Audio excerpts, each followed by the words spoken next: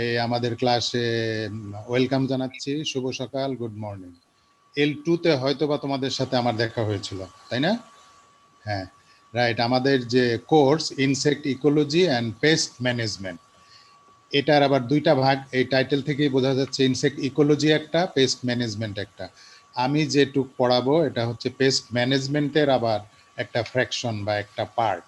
আমার যেটুক পার্ট এটুক যদি হালকা একটু লিখে নাও, যে এখানে দেওয়া আছে পেস্ট ম্যানেজমেন্ট স্ট্র্যাটেজি। আমি খালি আমারটুক বলছি, আমি তোমাদের সাথে যেটুক কন্ট্যাক্টে থাকবো বা পড়াবো, পেস্ট ম্যানেজমেন্ট স্ট্র্যাটেজি। এটার আন্ডারে আবার ওই যে 6টা জিনিস দেওয়া আছে: concept of pest management, economic injury level, economic threshold level, general equilibrium position, principles of insect pest management, আরেকটা নতুন জিনিস যেটা ট্রান্সজেনিক প্ল্যান্টস।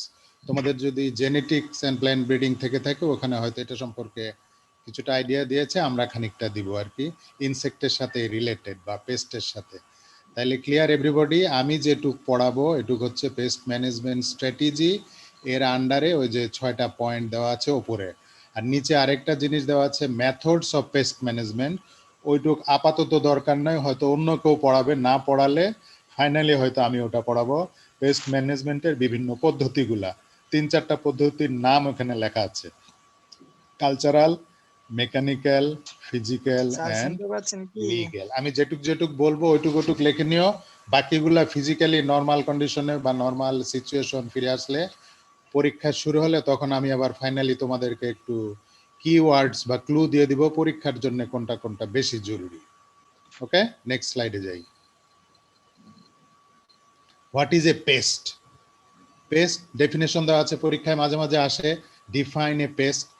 প্রথমে যেটা বলা আছে, any kind of living organism, যে কোনো জীবন্ত অর্গানিজম যেটা কার জন্য ক্ষতিকর? Injurious two plants, animals and human being. গাছপালা, পশু পাখি এবং মানুষ, হিউম্যান বিং, আমাদের জন্যে যেগুলা ক্ষতির কারণ হয়ে দাঁড়ায়, যেই সমস্ত অর্গানিজম, ওগুলাই হচ্ছে পেস্ট। কিভাবে ক্ষতি করে? ওই যে লাল ভাবে দেওয়া আছে, লাল কালারে, কজেস ইকোনমিক ড্যামেজ, অর্থনৈতিকভাবে আমাদের ক্ষতি করে, দিস ইজ কল্ড পেস্ট। নিচে আরেকটা দেওয়া আছে, any living organism which compete with plants, animals and human being. Compete মানে প্রতিযোগিতা করে। গাছপালা যে খাদ্যদ্রব্য খায় ওদের সাথে কম্পিট করে, অ্যানিমেল গাছপালা খায়, ওই পোকাও এসে গাছপালা খেয়ে নেয়, হিউম্যান বিং, আমরা ধান চাষ করি, ধানে যে পোকামাকড় আক্রমণ করে ইত্যাদির কারণে কম্পিট। লিভিং বিংস, আরেকটা লিভিং বিং যেমন প্ল্যান্ট, অ্যানিমেল, হিউম্যান বিং এর সাথে প্রতিযোগিতা করে খাবারের জন্য, বাসস্থানের জন্য। এছাড়া করে কি? ট্রান্সমিট ডিজিজ, রোগবালাই ছড়ায়। আরেকটা হচ্ছে থ্রেটেন দেয়ার হেলথ, তাদের স্বাস্থ্যের একটা ভয়ের কারণ হয়ে দাঁড়ায়। বিভিন্ন রোগবালাই থেকে আমরা যে অস্বস্তিতে থাকি, বা আমাদের ইকোনমিক লস, অসুখ হলে ওষুধ কিনতে হয়, ওষুধে পয়সাপাতি যায় ইত্যাদি কারণে। এছাড়া আমাদের কমফোর্ট এবং ওয়েলফেয়ার, আমাদের আরামদায়ক যে সমস্ত জিনিসপত্র, আরামের ব্যাঘাত ঘটায়। এটাই হচ্ছে পেস্ট। নেট ঘাঁটলে অনেকগুলো ডেফিনেশন পাবা, আমি খুব সংক্ষেপে সহজে এই যে প্রথমটুক দিয়ে রেখেছি, এইটুক দিলেই চলে মোটামুটি। তাইলে any kind of living organism কিসের জন্য ক্ষতিকারক? Injurious two plants, animals, human being, গাছপালা, অ্যানিম্যাল এবং মানুষের জন্য যেগুলা ক্ষতির কারণ হয়ে দাঁড়ায়, বিশেষ করে অর্থনৈতিক loss, economic damage, this is called a pest. আমাদের এখানে আমরা ইনসেক্ট পেস্টের মধ্যেই থাকবো আর কি। পেস্টের যে বিভিন্ন category, harmful insects and mites. প্রথম ক্যাটাগরিতে আমরা ধরতে পারি যেগুলা ক্ষতিকারক পোকামাকড়। ক্ষতিকারক বলছি এই কারণে, আমাদের আবার কিছু উপকারী পোকামাকড় আছে। আরেকটা আমরা যেটা জানি, L2 তে পড়েছি, তোমরা হয়তো আমার সাথে ছিলে, ইনসেক্ট এবং মাইট দুই জিনিস, আমরা ডিফারেন্সিয়েশন পড়েছিলাম। দ্বিতীয় ক্যাটাগরিতে আসে উইডস, আগাছা। বিভিন্ন শস্যের আগাছা কিন্তু একটা বড় পেস্ট ক্যাটাগরিতে পড়ে। মলাস্ক, শামুক জাতীয় যে সমস্ত অর্গানিজম আছে। মাইক্রোবস, মাইক্রোবসের আন্ডারে ভাইরাস, ব্যাকটেরিয়া, ফাঙ্গাস। এখন যে চারিদিকে অসুখ বিসুখ চলছে, করোনা ভাইরাসের জন্য দায়ী।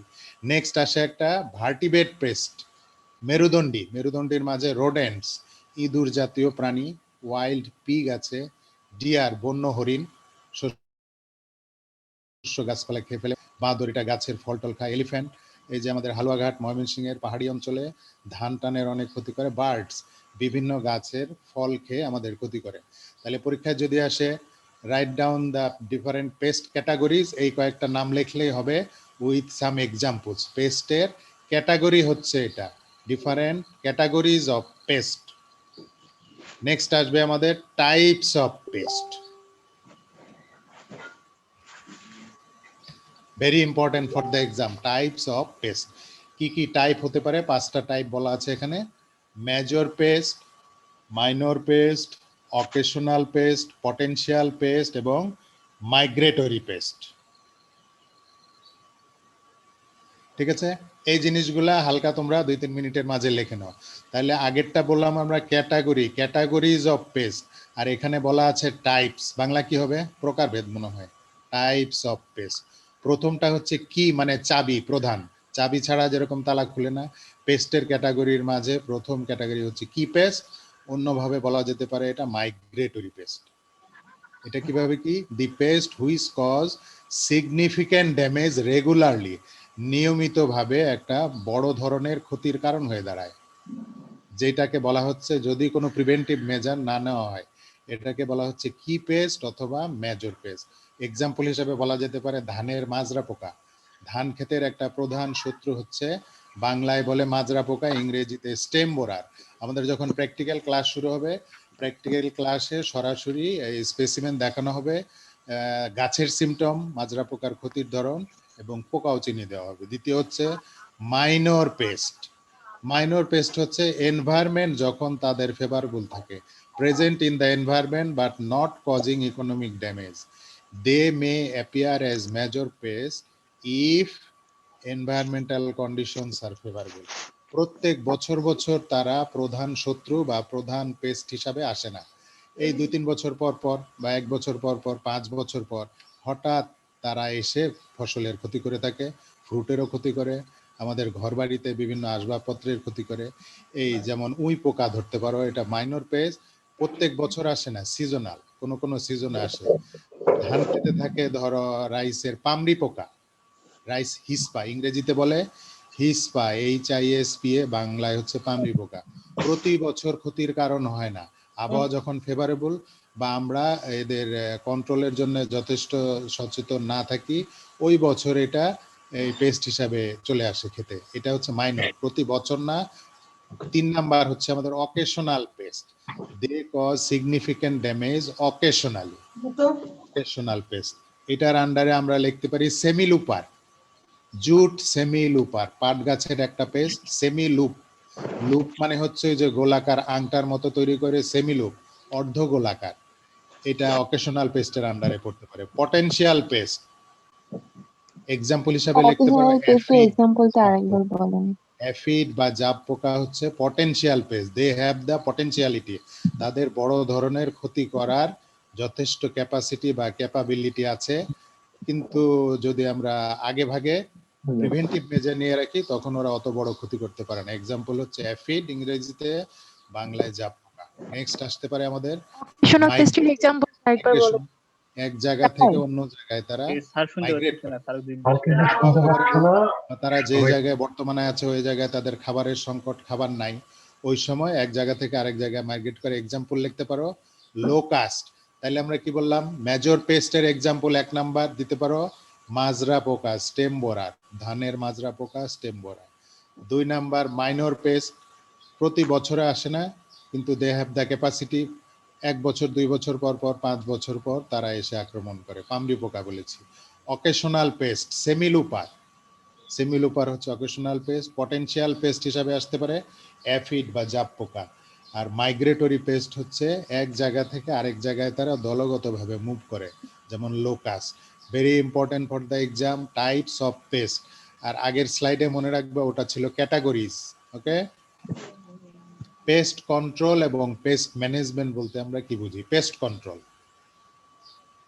কন্ট্রোলটা হচ্ছে it is an act of get rid of existing pest by using pesticide. বিভিন্ন ধরনের কীটনাশক ব্যবহারের মাধ্যমে পেস্টকে গেট রিড অফ, পেস্টকে দূরীভূত করা, এটা হচ্ছে নেক্সট যেটা দেওয়া আছে পেস্ট ম্যানেজমেন্ট, আমাদের যে পেস্ট বা আপদ বা বালাই এদেরকে ম্যানেজ করা। পেস্ট কন্ট্রোলে কিন্তু পুরা পেস্টটা দমন হয়ে যায়, মাঠে আর কোনো পেস্ট থাকে না। আর ম্যানেজমেন্ট হচ্ছে এই যে সবুজ কালারে যেটা আমাদের দেওয়া আছে, ইকোনমিক ইনজুরি লেভেলের, অর্থনৈতিক ক্ষতির দ্বার প্রান্তের নিচে আমরা পেস্টকে রাখবো। 100% পেস্ট পপুলেশন কন্ট্রোল করার দরকার নাই, কারণ তাহলে ইকোলজিক্যাল ইমব্যালেন্স দেখা দিবে, পরিবেশের ভারসাম্যহীনতা। কাজে আমরা ম্যানেজ করব যাতে আমাদের অর্থনৈতিক ক্ষতির কারণ না হয়ে দাঁড়ায়। পরীক্ষায় মাঝে মাঝে আসে বা ভাইবাতেও জিজ্ঞেস করতে পারে প্র্যাকটিক্যালে, differentiate pest control and pest management. Control হচ্ছে 100% দমন, পুরা পেস্ট দমন হয়ে যাবে। ম্যানেজমেন্ট হচ্ছে অর্থনৈতিক ক্ষতির দ্বার প্রান্তের নিচে পেস্ট পপুলেশনটা রাখবো, যেটা আমাদের অর্থনৈতিক ক্ষতির কারণ হবে না, কিন্তু 100% পেস্ট দমন করার প্রয়োজন নাই। দুই জিনিস বোঝা গেছে? কন্ট্রোল 100% দমন, রিপিট, আর ম্যানেজমেন্ট হচ্ছে বিলো ইকোনমিক ইনজুরি লেভেল, কিছু পপুলেশন পরিবেশে থাকবে যাতে পরিবেশের ভারসাম্যহীনতা নষ্ট না হয়। নিচে বলা আছে pest control is eradication of pest, whereas pest management, PM মানে বলা হচ্ছে pest management is reduction the pest number below economic injury level, অর্থনৈতিক ক্ষতির দ্বার প্রান্তে যেন না পৌঁছায়, এর নিচে রাখা। এখন কোশ্চেন আসতে পারে আমরা বুঝবো কিভাবে এই ক্রপের জন্য কতটা পপুলেশন থাকলে ওটা ইকোনমিক ইনজুরি লেভেলের নিচে আছে, ওটা পরবর্তীতে আমরা বলে দিব। ইকোনমিক ইনজুরি লেভেল বিভিন্ন ক্রপের জন্য, বিভিন্ন ইনসেক্টের জন্য number of population different. Pest outbreak, এটা ওই মাইগ্রেশনের মতোই অনেকটা, the occurrence of a large number of cases of a pest. আমরা বললাম মাইগ্রেশন যখন এক পার্টিকুলার স্পিসিস অফ পেস্ট এককভাবে না, দলগতভাবে এক জায়গা থেকে আরেক জায়গায় মাইগ্রেট করে। কি জন্য হতে পারে? ইন এ শর্ট সময়ের মাঝে, due to sudden change in the environmental condition, আবহাওয়াগত পরিবর্তনের কারণে এক জায়গা থেকে আরেক জায়গায় পেস্ট মাইগ্রেট করে চলে আসে। ইদানিং একটা পেস্টের নাম খুব বলা হচ্ছে আমাদের দেশে, আগে ছিল না, ইদানিং এসছে আমাদের দেশে। নতুন একটা ক্রপ হচ্ছে ভুট্টা। এই ভুট্টাতে একটা পেস্ট এসছে, fall army worm, fall army worm of maize, ভুট্টা। ভুট্টার ফল আর্মি ওয়ার্ম এনভায়রনমেন্টাল আবহাওয়া বা পরিবেশগত পরিবর্তনের কারণে অন্য দেশ থেকে আমাদের দেশে চলে এসছে। এখন কি কি কারণে পেস্ট আউটব্রেক হতে পারে, ছোট কোশ্চেন যদি থাকে, কজেস অফ পেস্ট আউটব্রেক। এক নাম্বার আমরা যেটা বললাম, আবার বলছি, ফেভারেবল ওয়েদার কন্ডিশন, আবহাওয়াগত দিক যদি নিজেদের ফেভারে হয়, এই ফেভারেবল ওয়েদার কন্ডিশনের কারণে ওরা এক জায়গা থেকে আরেক জায়গায় যায়, আউটব্রেক ঘটে। আউটব্রেক মনে রাখবা একক পেস্ট পপুলেশন না, দলগত। 2 number intensive cultivation and monoculture, একই জমিতে বারবার একই ফসল চাষ করা। এই জন্যে বলা আছে, অ্যাগ্রোনমিতেও বলবে, আমরাও যেটা বলে থাকি, প্রতি বছর একই জমিতে একই ফসল চাষ না করা। ডিস্ট্রাকশন অফ ন্যাচারাল এনিমিজ, আমাদের যে প্রকৃতিতে ন্যাচারাল এনিমিজ আছে, যেমন অ্যাফিডের ন্যাচারাল এনিমিজ লেডিবার্ড বিটেল। এই ন্যাচারাল এনিমিজ আমরা যদি মেরে ফেলি, এই পরিবেশ থেকে নিয়ে যাই, তাহলে ওই পপুলেশনগুলা বেড়ে যায় দ্রুত। ডিস্ট্রাকশন অফ ন্যাচারাল হ্যাবিটেট, পরিবেশ, পোকারা যে পরিবেশে থাকে, পরিবেশের যদি আমরা পরিবর্তন ঘটাই বা হ্যাবিটেট ধ্বংস করে ফেলি, ওরা অন্য জায়গায় যে তখন ওই যে বাসা বাঁধবে বা অন্য জায়গায় মাইগ্রেট করবে। প্রোডাকশন অফ নিউ ক্রপস, এই যে আমরা যেটা বললাম একটু আগে, মেইজ, ভুট্টা আমাদের দেশে খুব কমন ক্রপ না, আগে ছিল না, গত কয়েক বছর ধরে চাষ করছি, এবং গত 2-3 বছর ধরে ফল আর্মি ওয়ার্ম নামক পোকাটা এই নতুন ক্রপে চলে এসেছে। Accidental introduction of foreign pest, এক দেশ থেকে আরেক দেশে কোনোভাবে বিভিন্ন কমোডিটির মাধ্যমে অথবা পোকার ডিম বা পিউপা বা বাচ্চা যদি ইন্ট্রোডিউস করে চলে আসে, এটাকে বলা হচ্ছে অ্যাক্সিডেন্টাল ইন্ট্রোডাকশন। আমাদের এটা মানে কোনো প্রোগ্রাম ভিত্তিক না, অসচেতন থাকার কারণে এই যে ফরেন পেস্ট চলে আসতে পারে। ইউজ অফ পেস্টিসাইড, ঘন ঘন পেস্টিসাইড ব্যবহারের ফলে পেস্টের মাঝে তাদের সহ্য ক্ষমতা বেড়ে যায়, রেজিস্ট্যান্স গ্রো করে, পরবর্তীতে ওই পেস্টিসাইডে ওই পোকা আর দমন করা যায় না, নতুন পেস্টিসাইড লাগে। বা ইদানিং ফার্মাররা যেটা করতে থাকে, কয়েক জাতীয় পেস্টিসাইড একত্রে মিশিয়ে ব্যবহার করে, মিশিয়ে ব্যবহারের কারণে ওই যে তাদের পোকাদের রেজিস্ট্যান্স বেড়ে যায়, ওই পেস্টিসাইডে কাজ হচ্ছে না, হয়তো নতুন পেস্টিসাইড লাগে অথবা ওদের ডোজ বাড়িয়ে দিতে হয়। নাও দুইটা জিনিস হয়তোবা কেউ কেউ শুনেছো, না হলে আজকে নতুন আমরা বলছি আইপিএম, এটা শোনার কথা। আইপিএম বিস্তারিত হবে কি বলা হচ্ছে, ইন্টিগ্রেটেড পেস্ট ম্যানেজমেন্ট। পেস্ট ম্যানেজমেন্টের যে বিভিন্ন পদ্ধতি আছে, এই যে কম্বাইনিং বায়োলজিক্যাল কন্ট্রোল একটা কন্ট্রোল মেথড, কালচারাল কন্ট্রোল আরেকটা control method, physical control, chemical control ইত্যাদি সব কয়টা কন্ট্রোল মেথড কিভাবে নিজেদের সুবিধা মতো এবং বোকা মারার জন্য যাতে পরিবেশের কোনো ক্ষতি না হয় ওই দিকে চিন্তাভাবনা রেখে বা নজর রেখে যখন আমরা মিলিতভাবে ইউজ করি, এটা হচ্ছে ইন্টিগ্রেটেড সমন্বিত বালাই দমন ব্যবস্থাপনা, আইপিএম সংক্ষেপে বলে। এবং প্রায়শই শোনা যায় ইদানিং ইন্টিগ্রেটেড পেস্ট ম্যানেজমেন্ট। আবার বলি, পেস্ট ম্যানেজমেন্টের আপদ বালাই দমনের জন্য যে বিভিন্ন পদ্ধতি আছে, কয়েকটা এক্সাম্পল দেওয়া আছে, বায়োলজিক্যাল জৈবিক দমন, কালচারাল, ফিজিক্যাল, কেমিক্যাল, আরও কিছু আছে। এই ইত্যাদি সমস্তগুলা টুলস বা মেথড একত্রিত করে যাতে আমাদের ইকোনমিক অর্থনৈতিক দিক দিয়ে ক্ষতির পরিমাণ কম হয়, হেলথ হ্যাজার্ড শরীরে কোনো হ্যাজার্ড না ঘটে, পরিবেশ এনভায়রনমেন্ট পরিবেশটা ঠিকমতো বজায় রাখে ইত্যাদি সব দিক চিন্তা করে যখন আমরা ইন্টিগ্রেট করব, সমন্বিত করব বিভিন্ন পদ্ধতিগুলো একত্রে, কি জন্যে, ফর পেস্ট কন্ট্রোল বা পেস্ট ম্যানেজমেন্ট, এটাই হচ্ছে আইপিএম। নিচে আরেকটা নতুন ওয়ার্ড দেওয়া আছে আইসিএম, পার্থক্যটা মনে রাখবে, আইসিএম ইন্টিগ্রেটেড ক্রপ ম্যানেজমেন্ট। প্রথমটাতে বলা ছিল অনলি পেস্ট, পোকাটাকে দমন করব, দ্বিতীয় হচ্ছে ক্রপ, শস্যটাকে শুরুর থেকে আমরা যদি জমি কর্ষণ ভালো মতো করি, যেই বীজ লাগাবো বীজটা যদি সুস্থ হয়, ছিটিয়ে বোনার চাইতে যদি সারিবদ্ধভাবে বুনি ইত্যাদি নানাবিধ প্র্যাকটিসগুলা যদি সঠিকভাবে করা হয়ে থাকে, from the very early stage of starting crop cycle, ক্রপের সাইকেল, জমি চাষ, বীজ বপন, ওখান থেকে শুরু হবে। সুস্থ বীজ, একটা অসুস্থ বীজ লাগালা গাছ দুর্বল হবে, গাছ নরম হবে, সাসেপ্টেবল হবে, পোকার আক্রমণ বেশি হবে। কাজেই ফ্রম দ্য ভেরি বিগিনিং শস্যের যে দমন, এটা যদি আমরা একেবারে আর্লি স্টেজ থেকে মেনটেন করে থাকি, স্বাভাবিকভাবে ওখানে পোকার আক্রমণ বা ডিজিজের আক্রমণ কম হওয়ার কথা। এই জন্য বলা হচ্ছে ইন্টিগ্রেটেড ক্রপ ম্যানেজমেন্ট। আর আগেরটা ছিল অনলি পেস্ট। তাহলে আইপিএম এবং আইসিএম কোনটার এরিয়া কাভারেজ বেশি হবে? রাইট, আইসিএম এর এরিয়া কাভারেজটা বেশি, কারণ এটা শুরুর থেকে করা হচ্ছে। আর আইপিএম করা হচ্ছে only when pest are available, গাছে বা শস্যে যখন পেস্ট পোকামাকড় ডিজিজ আসলো ওই সময় আমরা সচেতন হলাম, দমন ব্যবস্থা নিলাম, এটা আইপিএম। আইপিএম এর এরিয়া কাভারেজ কম, আইসিএম এর এরিয়া কাভারেজটা বেশি। Why paste management is necessary, কি জন্য দরকার? For getting long term control, লম্বা সময় ধরে যাতে আমরা ম্যানেজমেন্ট, লম্বা সময় ধরে যাতে পেস্টটা আমাদের বিলো ইকোনমিক ইনজুরি লেভেলে থাকে। রিডাকশন অফ পেস্টিসাইড ইউজ, আগের থেকে সচেতন হলে পেস্টিসাইড ইউজের পরিমাণ কম হবে, ভলিউম কম লাগবে। ভলিউম যদি কম লাগে স্বাভাবিকভাবে ইকোনমিক দিক দিয়ে আমরা বেনিফিটেড হব, অর্থনৈতিক দিক দিয়ে আমাদের লসটা কম হবে। Reduction risk two farmer, general public, environment. Pesticide ইউজের সময় প্রধান রিস্কে থাকে যে এটা ইউজ করছে কৃষক, ফার্মার। দ্বিতীয়, এটা যদি পরিবেশে আশেপাশে পানিতে ছড়িয়ে যায়, ওই বিষাক্ত পানি পুকুরে গেল, পুকুরটা যার, তার ওই পুকুরের মাছ মারা গেল, পরিবেশ। আবহাওয়ার বিষাক্ততা বা আবহাওয়াতে যে পলিউটেন্টের পরিমাণ বেড়ে গেল, স্বাভাবিকভাবে এনভায়রনমেন্ট নষ্ট হবে, এবং এনভায়রনমেন্টে যেহেতু আমরা মানুষরা থাকি আমাদের ক্ষতি।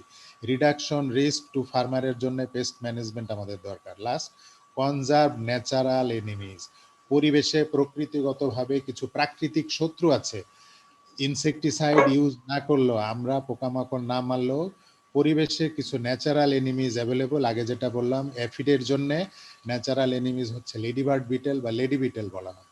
এগুলা পরিবেশে যত বেশি থাকবে পোকামাকড়ের পপুলেশন কম থাকবে, কারণ ন্যাচারাল এনিমিজের প্রধান খাদ্যই হচ্ছে পেস্ট, ওদেরকে ওরা খায়। এইভাবে সাইকেলটা কমপ্লিট হয় আর কি। কাজে ন্যাচারাল এনিমিজ যদি আমরা ধ্বংস করি ওই পেস্টের পপুলেশনটা বেড়ে যাবে। কাজে ওই দিকে খেয়াল রাখতে হবে। কিভাবে? লং টার্ম কন্ট্রোল মেজার আমাদের মাথায় রাখার জন্য পেস্ট ম্যানেজমেন্ট দরকার। পেস্টিসাইড ইউজের পরিমাণ কমানোর জন্য রিডাকশন অফ রিস্ক, ফার্মার যেই কৃষক পেস্টিসাইডটা ইউজ করছে তার রিস্ক কমানোর জন্য, জেনারেল পাবলিক আশেপাশে আমাদের যাদের জমি আছে বা পুকুর আছে আমাদের প্রতি রিস্ক কমানো। ফাইনালি এনভায়রনমেন্ট, পরিবেশের যেন কোনো ক্ষতি না হয়, ভারসাম্য অবস্থা বজায় থাকে ইত্যাদির দিকে খেয়াল রাখতে হবে। লাস্ট হচ্ছে কনজার্ভ ন্যাচারাল এনিমিজ, প্রকৃতিতে প্রাকৃতিক শত্রু যেগুলো আছে, আমি একটা বলেছি লেডিবার্ড, এছাড়া আরো অনেক আছে, যেমন ধরো ওই প্রেইং ম্যান্টিড আছে, লেস উইং আছে, গ্রাউন্ড বিটেল আছে, টাইগার বিটেল আছে, এগুলো সব ন্যাচারাল এনিমিজের এক্সাম্পল। পরবর্তীতে আরেকটা টার্মিনোলজি আমাদের এসেছে অ্যাগ্রো ইকোসিস্টেম। আমরা যদি দুইটা ভাগ করি, অ্যাগ্রোনমি বা এগ্রিকালচার থেকে এসেছে অ্যাগ্রো, ইকোসিস্টেম পরিবেশ থেকে এসেছে ইকোসিস্টেম। প্রব্বটানিতে হয়তো বা টাচ দিয়েছে লিভিং অর্গানিজমের সাথে এনভায়রনমেন্টের বা ইকোলজির যে relation, interaction or relationship of living organism with environment is known as ecosystem. আর এই ইকোসিস্টেমের সাথে অ্যাগ্রোনমি বা এগ্রিকালচারের যে relation, this is known as agro ecosystem. ঠিক আছে, দুইটা ওয়ার্ড, এগ্রিকালচার অ্যাগ্রোনমি থেকে এসেছে অ্যাগ্রো, ইকোসিস্টেম বা ইকোলজি থেকে এসেছে এই ইকোসিস্টেম। লিভিং অর্গানিজমের সাথে পরিবেশের বা কি বলা যায় এনভায়রনমেন্টের যে relation, interaction or relationship of living organism with environment is known as ecology or ecosystem, and the ecosystem which is related with agriculture is known as agroecosystem. ডেফিনেশনটা এখানে দেওয়া আছে, একটু লিখে নাও। Specially and functionally coherent unit of agricultural activity which includes living and non-living component. Living মানে যে কোনো organism including human being, non living হচ্ছে আলো বাতাস পানি ইত্যাদি নন লিভিং, পরিবেশ বা এনভায়রনমেন্টের বিভিন্ন উপাদান। এই দুইটার মাঝে যে রিলেশন কি জন্যে, অ্যাজ ওয়েল অ্যাজ দেয়ার ইন্টারাকশন, এবং তাদের মাঝে যে ইন্টারাকশন হয়ে থাকে, এই টোটাল জিনিসটাকে বলা হচ্ছে আমাদের অ্যাগ্রো ইকোসিস্টেম। পরবর্তীতে আমরা যেটা আসবো, শুরুতে বলেছিলাম আমরা তিনটা জিনিস পেস্ট ম্যানেজমেন্ট স্ট্র্যাটেজির আন্ডারে প্রথমে ছিল কনসেপ্ট, পরবর্তীতে তিনটা আলাদা ভাগ ছিল, ইকোনমিক থ্রেশহোল্ড লেভেল, ইটিএল বলে সংক্ষেপে, ইকোনমিক ইনজুরি লেভেল, ইআইএল বলা হয়, আর এই দুইটার মাঝামাঝি যে একটা অবস্থা জেনারেল ইকুইলিব্রিয়াম পজিশন, ইকুইলিব্রিয়াম মানে ভারসাম্য অবস্থা। তিনটা আলাদা আমরা ডিটেলস পরবর্তীতে আমরা আবার আলোচনা করব। ঠিক আছে, তাহলে তিনটা স্ট্র্যাটেজি বা পেস্ট ম্যানেজমেন্টের তিনটা জিনিস লেভেল যেগুলো আমাদের মনে রাখা দরকার, ইকোনমিক থ্রেশহোল্ড লেভেল সংক্ষেপে বলে ইটিএল, ইকোনমিক ইনজুরি লেভেল সংক্ষেপে বলে ইআইএল, জেনারেল ইকুইলিব্রিয়াম পজিশন, এই ইটিএল আর ইআইএল এর মাঝামাঝি যে অবস্থা, এটাই হচ্ছে ইকুইলিব্রিয়াম বা ভারসাম্য অবস্থা। আমাদের খেয়াল রাখতে হবে বিশেষ করে কোনো ক্রপে পেস্ট পপুলেশন যেন ইআইএল পর্যায়ে যেতে না পারে, ইকোনমিক ইনজুরি লেভেলে যাওয়ার আগেই প্রোটেকশন মেজার নিতে হবে। পরবর্তীতে ইকোনমিক ইনজুরি লেভেলে চলে গেলে আমাদের পেস্ট কন্ট্রোল বা ম্যানেজমেন্টের খরচ হবে বেশি, ইনসেকটিসাইড লাগবে বেশি। এটা পার হয়ে যদি ইটিএল এ চলে যায়, ইকোনমিক থ্রেশহোল্ড লেভেল, তখন ওই পেস্ট যতই পেস্টিসাইড ইউজ করো ওটা আর কন্ট্রোল করা যাবে না। এই তিনটা লেভেল ডিটেলস আমরা আবার পরবর্তীতে করব। নাও if anybody have anything to ask, কারো যদি কোনো জিজ্ঞাসা কিছু থাকে জিজ্ঞেস করতে পারেন। অ্যাগ্রো ইকোসিস্টেমটা যদি আরেকবার বুঝাতেন। আজকে এটুকুই থাকবে, ঠিক আছে, থ্যাংক ইউ। কারো কোনো জিজ্ঞাসা থাকলে জিজ্ঞেস করতে পারো। জিজ্ঞাসা করে লাভ কি, তো শুনতে পাচ্ছি।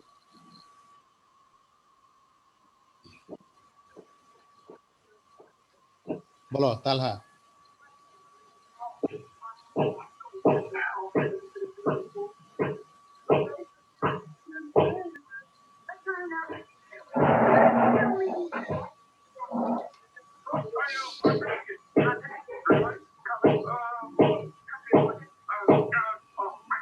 হ্যালো, আর কারো যদি জিজ্ঞাসা থাকে তো চ্যাট বক্সে লিখে দিতে আমাদের পারি। এইটুকু, এখন কারো কোনো কোয়েরি থাকলে জিজ্ঞেস করতে পারো।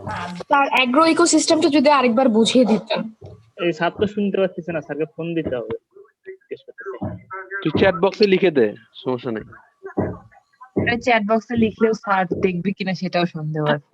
রোলের মধ্যে হ্যাঁ বলো।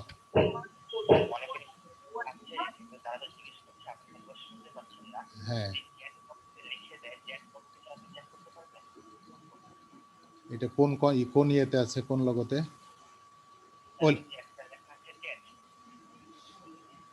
আমি তো পাচ্ছি না এখানে।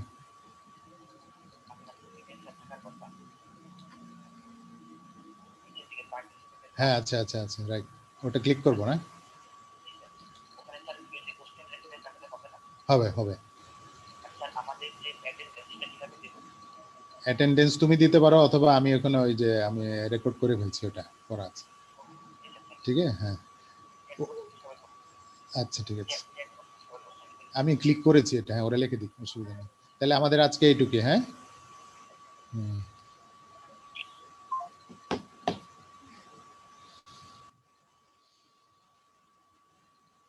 চ্যাট বক্স আইডি দাও বন্ধ করো।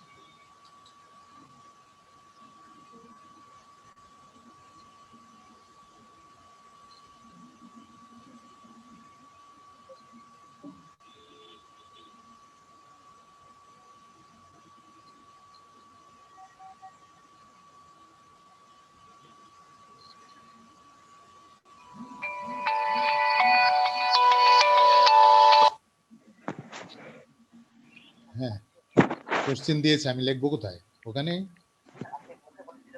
শোনা যাচ্ছে না? আচ্ছা বলছি।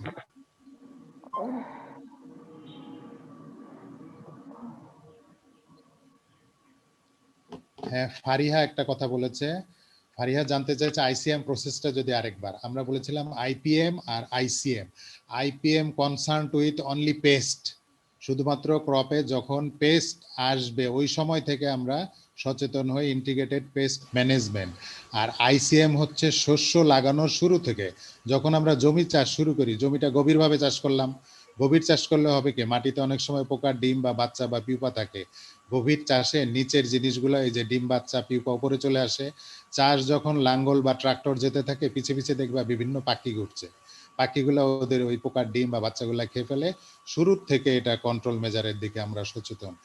আমরা যখন বীজ লাগাবো